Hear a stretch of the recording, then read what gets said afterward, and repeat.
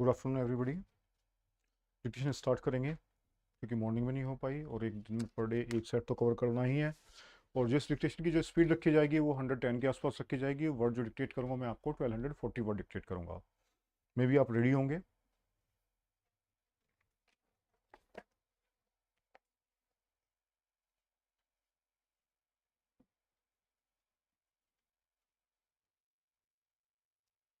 Start it.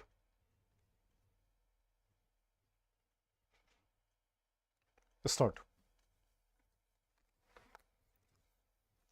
Mr. Deputy Chairman, Sir, the Honorable Minister for Urban Development laid a statement on the table of the House that day concerning the progress made in the construction of industrial housing by the state governments, by the employers and by the cooperatives of the industrial workers.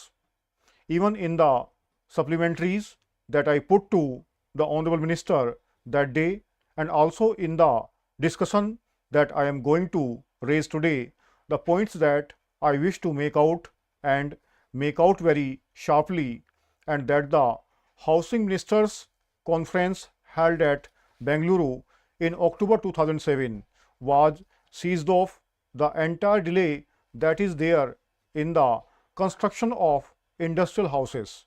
The conference was also seized of the fact that the question of cooperatives of the individual workers coming into existence is also being hampered because certain legislative measures that government should take are not being taken by them. It was also brought to the notice of the government and to the notice of the Housing Ministers Conference at Bengaluru in October 2007 that the employers were not taking this matter seriously, and it was also suggested at that conference that even decisions have been taken to bring about certain legislations in the country to force the employers to come forward with the construction of houses. Sir, at the 16th Indian Labour Conference, this subject was discussed at length by the employers, the employees and the government representatives who attended that conference. It was at the 15th Indian Labour Conference that the employers agreed that houses might be constructed by them, but when it came to the 16th conference, the employers cleanly escaped their responsibility. The 16th Indian Labour Conference was held after the Housing Ministers Conference in Bengaluru, when the Housing Ministers Conference itself had come to certain conclusions that legislative measures would be necessary in order to force the employers to construct the houses. When the Labour Ministers Conference this year also came to the conclusion that legislative measures would be necessary, that certain coercive measures would be necessary in order to force the employers to construct the houses, the National Housing Construction Bill that was suggested and contemplated at the Bengaluru conference is not yet even under the consideration of the government. Sir, mere decisions by the government will not come to the rescue of the houseless employees.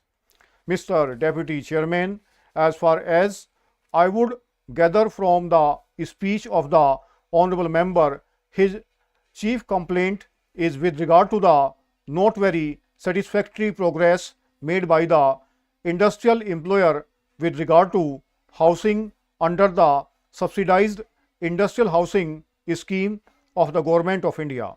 I think it will be best to give the overall picture of the situation with regard to the subsidized industrial housing scheme.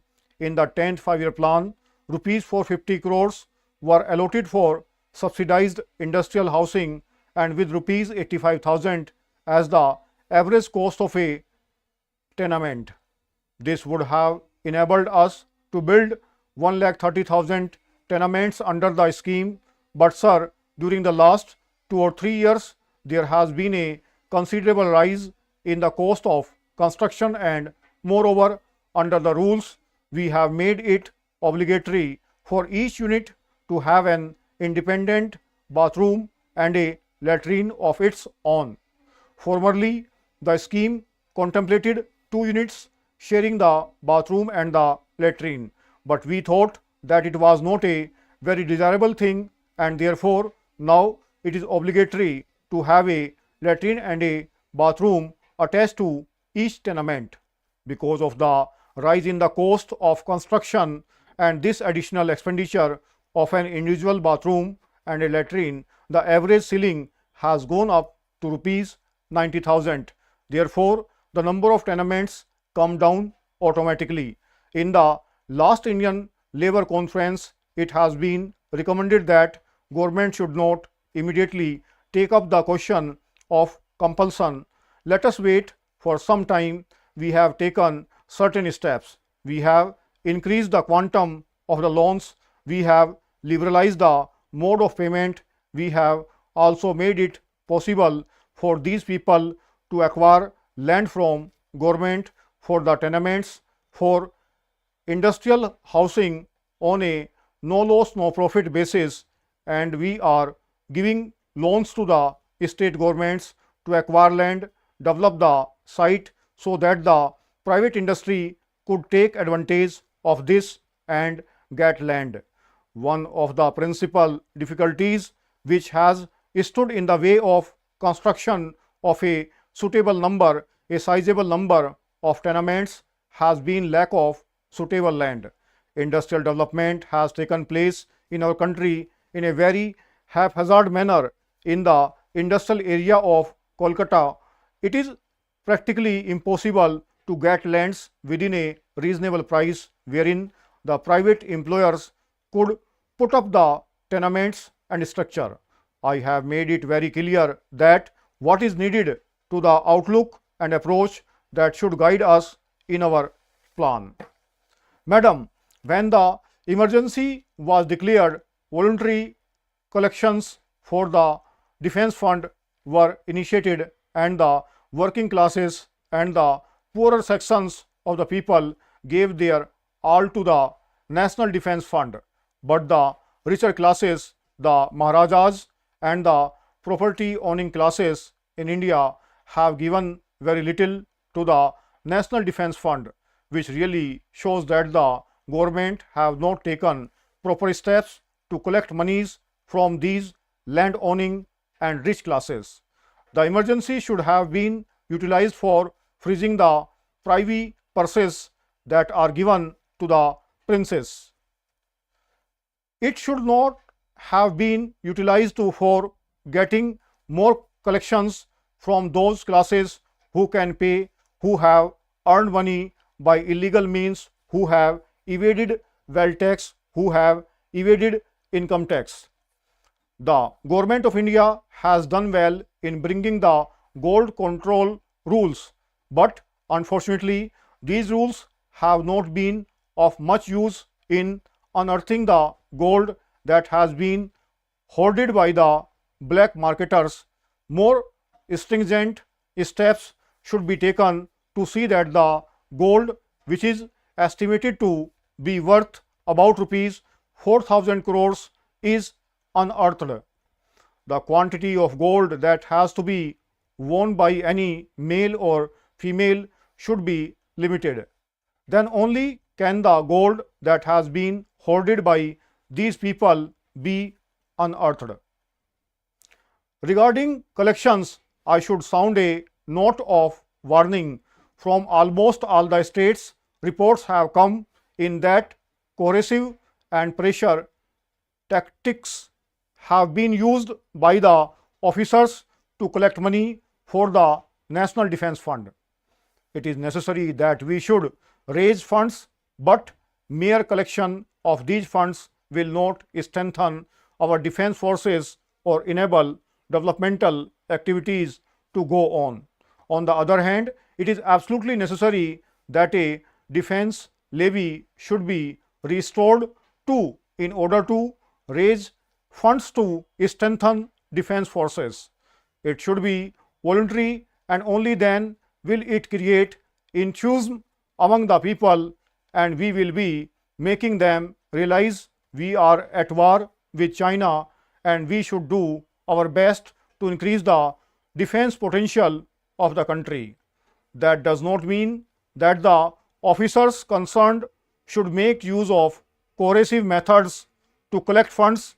Reports have come in, and the Prime Minister has also been apprised of this fact, and he has advised the state governments concerned that they should not resort to coercive methods to collect contributions for the National Defense Fund.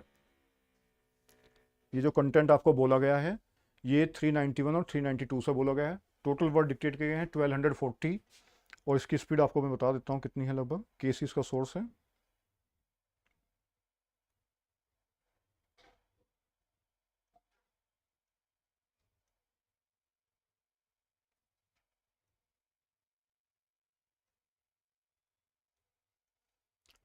इसके अंदर speed जो है आपकी 115 की speed है.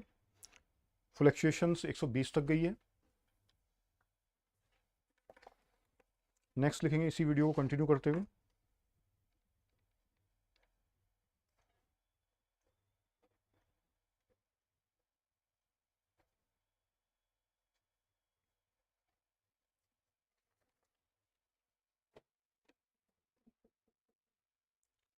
Ready, started.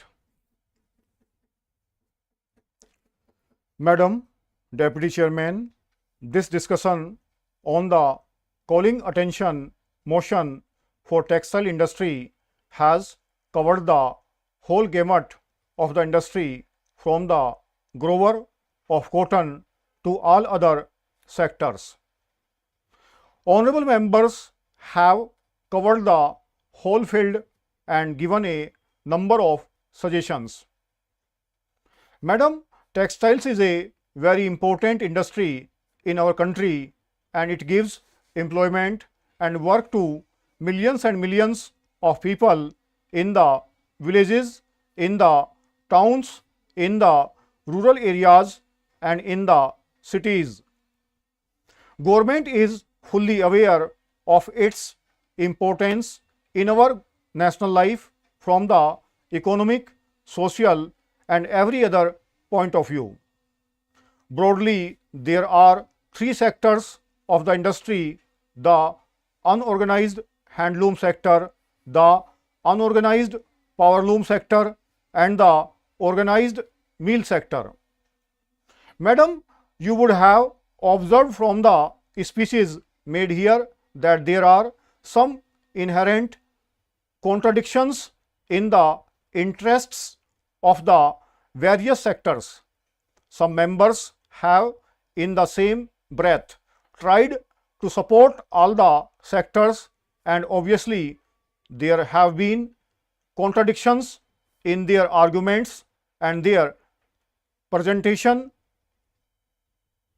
If you want higher prices for the cotton grower, how can you expect reasonable prices of cotton yarn for the handloom and powerloom sectors? So, because of this obvious contradiction, there is a demand all over that the textile policy has failed, and therefore it should be reviewed. Madam, the textile policy was meant basically to reconcile the varying and at times conflicting interests of the various sectors, and therefore it has not found favor with any one sector, and all the sectors are more or less feeling dissatisfied.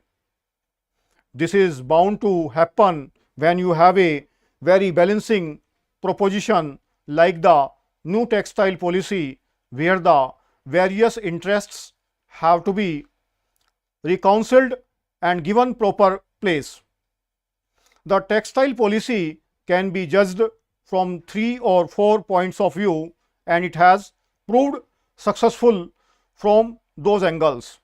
There has been an increase in overall cloth production, there is an increase in per capita availability of cloth, there is a great increase in exports, and the rate of increase in the price of cloth has been minimal.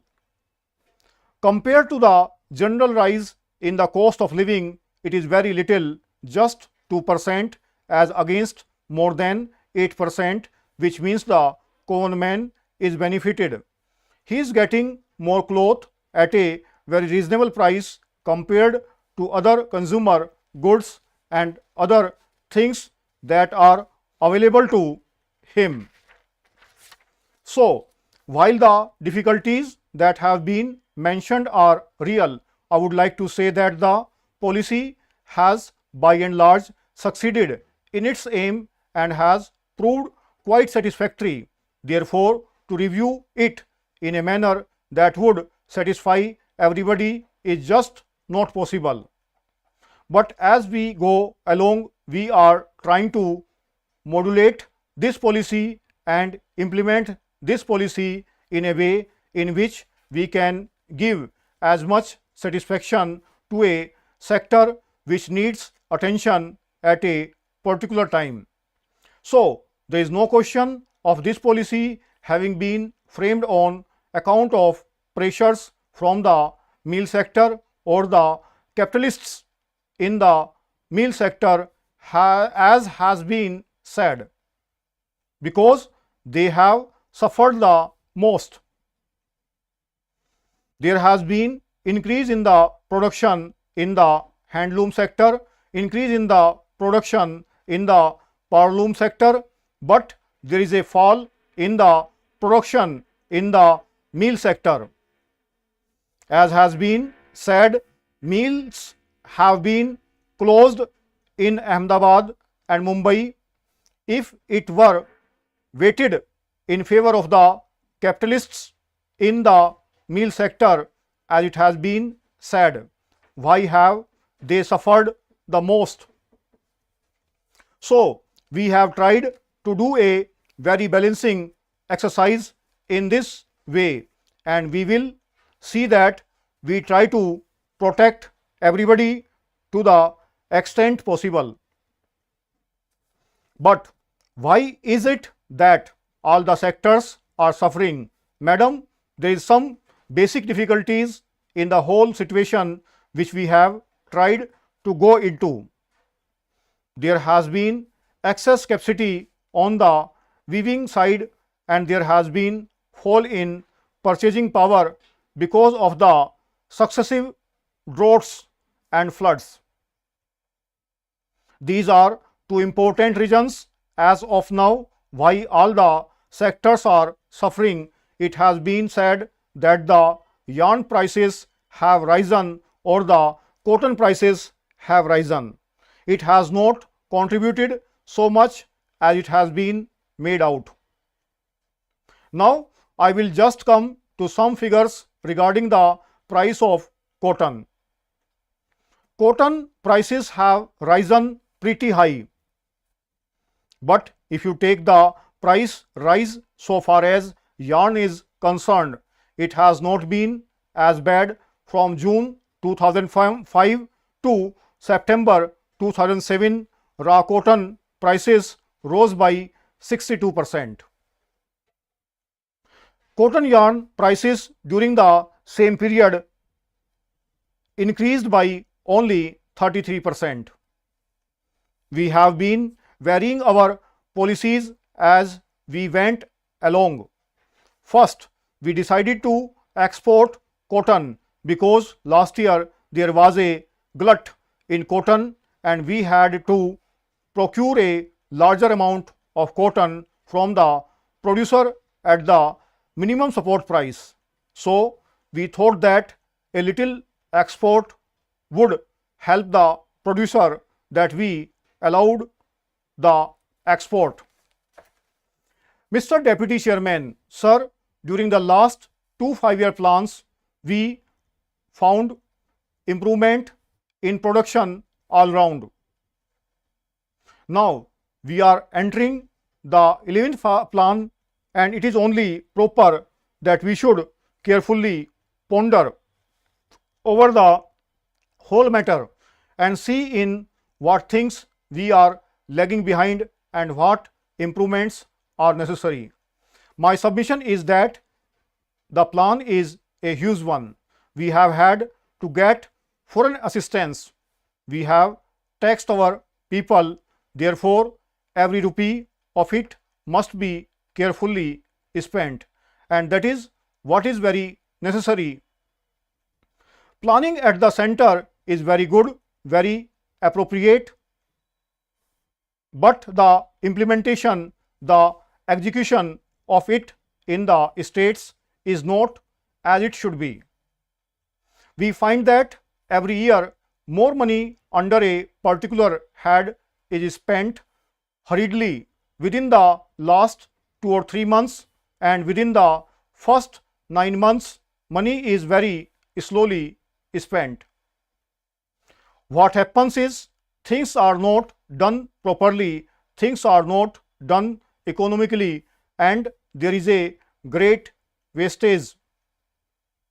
The feeling of austerity, the feeling of economy is not there, and unless it is there, unless we feel that every rupee should be spent very carefully, the amount that has been allotted will be not sufficient.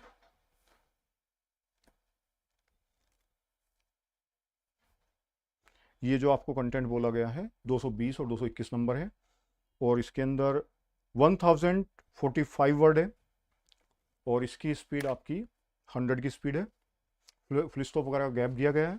Next content आप लिखेंगे 80 को target करते हुए।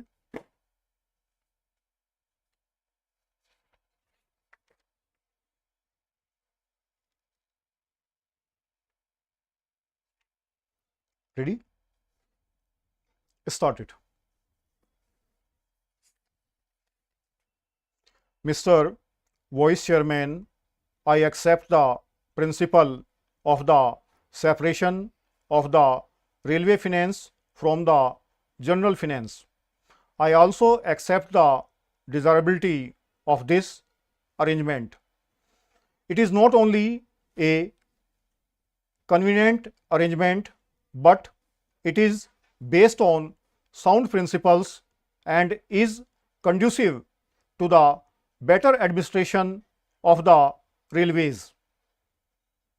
I also agree that the contribution of the railways to the general revenues should be in the shape of fixed dividends, but I cannot agree that the dividend should be fixed at 4%, and that is the crux of the whole report.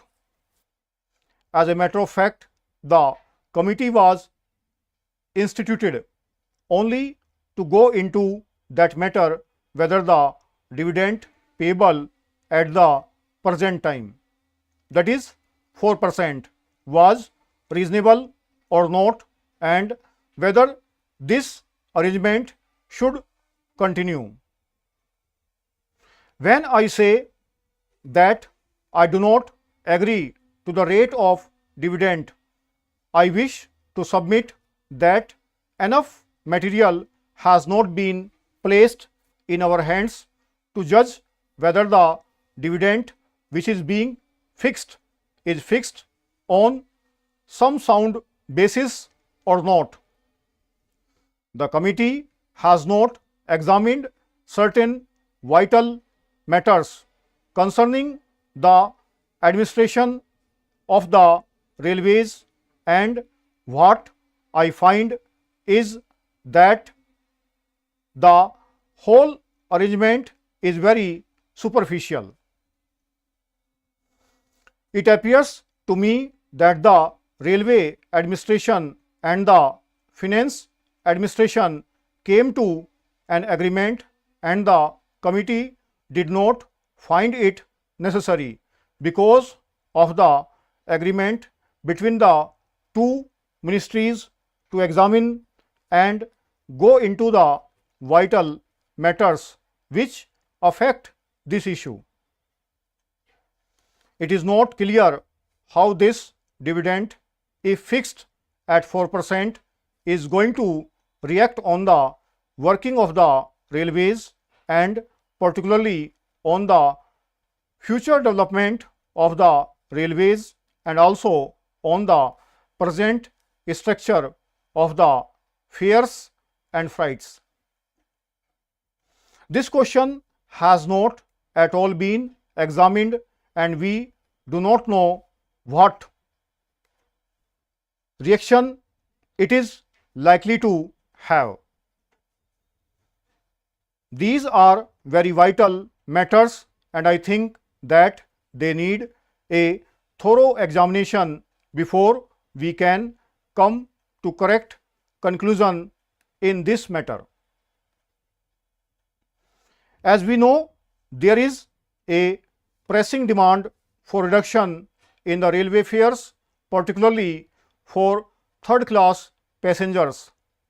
This demand has been made on the floor of this house and I think there is great justification behind this demand, and more particularly now when we find that the prices of agricultural goods have gone down.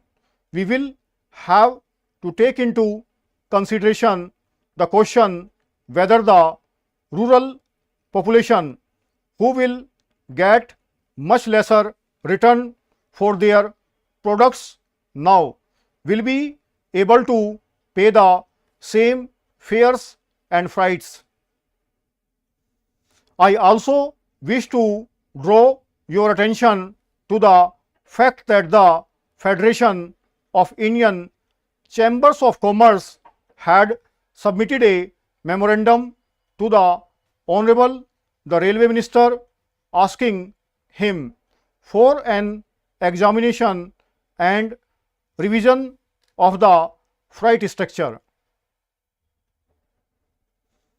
I do not know what the position today is, and unless and until we are enlightened about that, unless and until we know where we stand in relation to freights and fares, we are not in a position to take any decision whether the rate of dividend should be 4% or not. I should like to ask the Honorable the Railway Minister whether, in view of this strong demand made by the people through their representatives in both the Houses of Parliament and in view of the changing economy with which we are faced, he can give us an assurance that he will be able to discharge his obligations and responsibilities and commitments, that he will be able to pay a dividend of 4% and yet he will be able to reduce the freight and fare rates. That is the basic thing.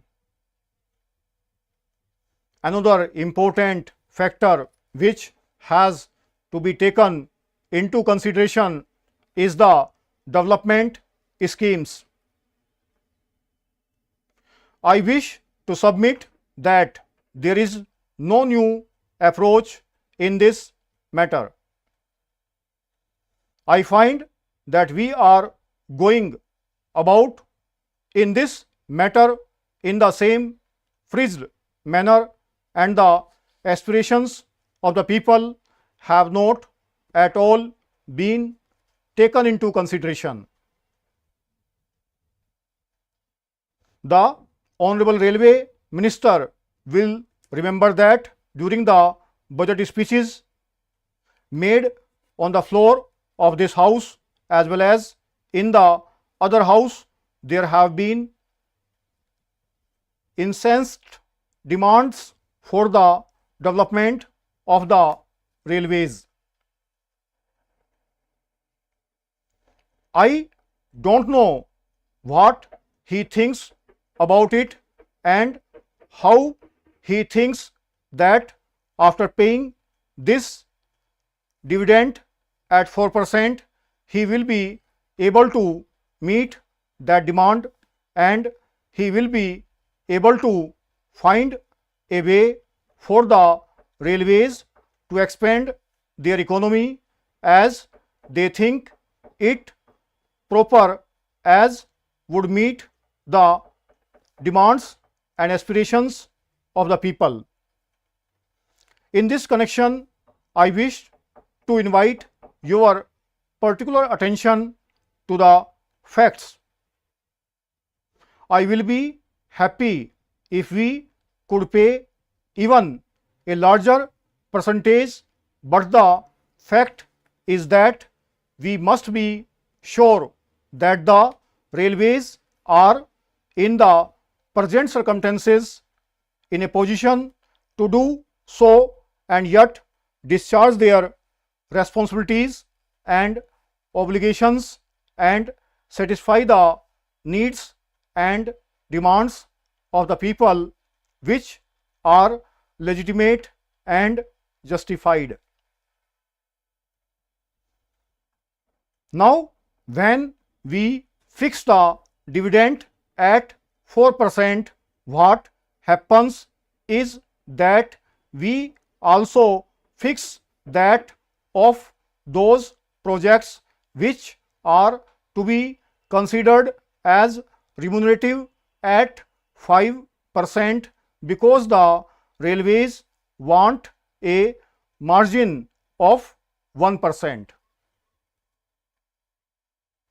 What actually happens is that when we fix it at such a high level, because of this percentage, we find that not many new objectives are really taken up, and we have been very seriously disappointed in this matter. ये आपको 910 word 910 word बोले गए हैं, 91 number है, केसी source है, speed की fluctuations 80 और 90 के बीच में रखी गई है, on an average speed 85 plus रहे। आप लिखेंगे इसको विद फ्लक्चुएशन के साथ में। Thank you everybody.